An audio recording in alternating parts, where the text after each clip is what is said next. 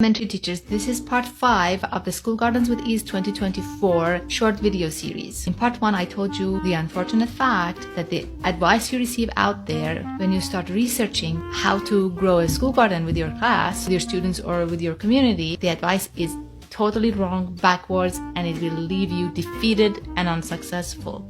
In part 2, I told you the steps they usually tell you to follow. In part 3, I explained the first step and why that is wrong. In part 4, I explained the second one. And today, in part 5, I want to explain step number 3.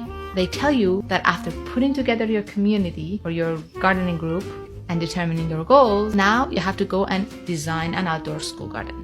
Since you're not an expert in doing this, you either have to hire somebody or get them to donate their time to design a garden. And if they're not educators and have never actually designed a school garden that was successful, they probably might not do a very good job.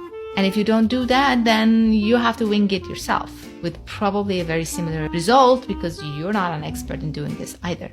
Because probably nobody in your community knows how to grow a regenerative garden, which a school garden should be in order for it to be successful, you would be designing a conventional garden with all its inherent flaws, and you would include unnecessary expensive tools and equipments, things like watering systems, raised beds, wheelbarrows, gloves, big shovels, etc.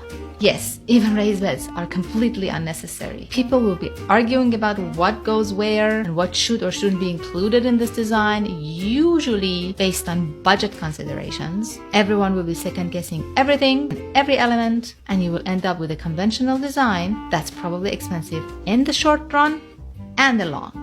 I'll tell you how it's done in future parts of this series, and I am telling you this and everything else in my 2-phase plan to growing a successful school garden in the School Gardens with Ease 2024 free 60-minute webinar for elementary teachers that's only available until end of January. Go grab your spot. Part 6 is coming tomorrow.